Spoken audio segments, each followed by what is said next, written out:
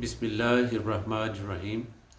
महो सितारा से आगे मुकाम है जिसका, वो मुश्त खाक अभी आवारगाने राह में है।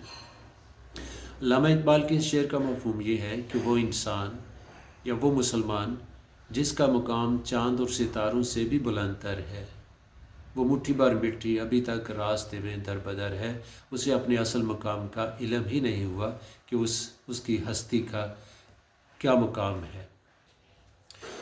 ज़ेर तशरीह शेर में अल्लामा इकबाल इस बात पर अफसोस का इजहार कर रहा है कि वो जिसका मकाम चाँद सितारों से ऊंचा है, आज वो अपना रास्ता भूल चुका है। मुश्त खाक से मुराद इंसान है, और क्योंकि इंसान मिट्टी से बना है तो मुश्त खाक यानी मुट्ठी भर मिट्टी यानी इंसान। इकबाल इस बात पर अफसोस का इजहार कर रहा है कि वो इंसान जिसका मकाम सितारों से भी बुलंद है, बल्कि दूसरी मखलूक़ात से भी वो अफजल है। अल्लाह ताला ने उसे शऊर दिया है। वो मुट्ठी भर मिट्टी अपने रास्ते में को भूले हुए है और उसे अपने असल मुकाम का पता नहीं है। अल्लामा इकबाल ने फरमाया है ना कि सितारों से आगे जहाँ और भी हैं, अभी इश्क के इम्तहान और भी हैं। तो इंसान अल्लाह की वो मखलूक है जिसे सबसे बुलंद मर्तबा मिला। अल्लाह ताला ने कुरान में वाज़ेह अल्फाज में फरमा दिया कि अल्लाह ने इंसान को बेहतरीन शक्ल में पैदा किया, उसे आसन व तकवीम बनाया, उसे इज़्ज़त व एहतराम देकर अपना खलीफा और नायब बनाया, उसकी तालीम व तरबियत के लिए अम्बिया और रसूल भेजे, मसजूद व मलाइक बनाया यानी फ़रिश्तों से सजदा भी करवाया। इसके लिए सारी कायनात तख्लीक की। लेकिन किस्मत की सितम ज़रीफ़ी देखिए कि आज इंसान अपने असल मकाम से, अपने मर्तबे से बहुत ही दूर जा चुका है। वो इसे भूल चुका है, नफसानी ख्वाहिशात की दलदल में फंसा हुआ है। उसे लालच, हिरस, हवस और तमन्नाओं, आरजुओं की दुनिया ने अपने फ़रेब में झकड़ लिया है, और ये सूरत हाल है कि वो इन्हीं के पीछे सारा दिन भागता रहता है।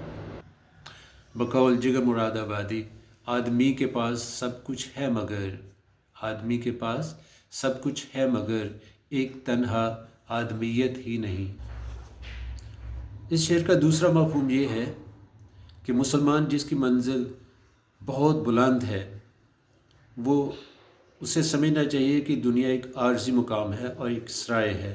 सराय को मंजिल समझने वाले कम फहम होते हैं, वो रास्तों ही में खाक छानते रहते हैं और हकीकी मंजिल तक कभी नहीं पहुंच सकते। इकबाल ने मुसलमानों को मुखातब होकर उनकी हकीकी मंजिल की तरफ इशारा किया है कि परे है चरखे नीली फाम से मंजिल मुसलमान की, सितारे जिसकी गर्दे राह हूँ वो कारवां तू है। तो इकबाल के नज़दीक मुसलमान की मंजिल उस नीले आसमान से भी आगे है।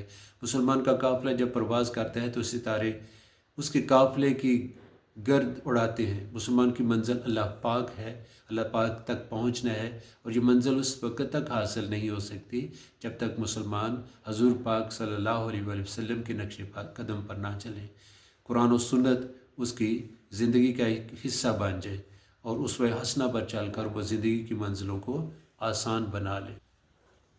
अल्लामा इकबाल को मुसलमानों की इस हालत पर अफसोस है।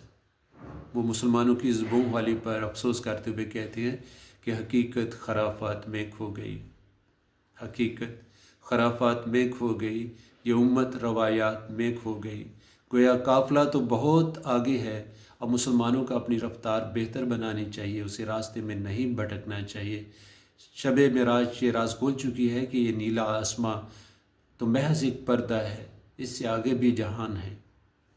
तो इसका अफसोस अल्लामा इकबाल यूँ करते हैं कि मुसलमान अपनी असल रूहानी ताकत को, अपने इल्म को, जो उसकी मीरास थी, उसको भूल चुका।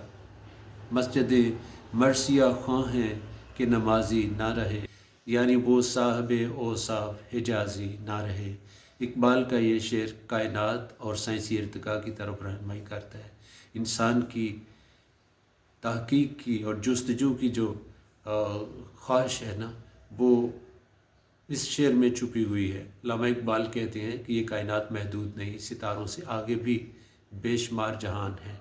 ये कायनात लम्हा ब लम्हा फैल रही है, और ये तमाम कायनात अल्लाह ताला ने इंसान के लिए पैदा की है, और इसलिए पैदा की है कि इंसान इसको समझे, तहकीक करे और फिर अल्लाह ताला पर ईमान ले आए कि जो उसके बनाने वाले पर ईमान रखता है उसके लिए ही ये सारी दुनिया है। कि मोमन के जहाँ की हद नहीं है, मोमन का मकाम हर कहीं का है।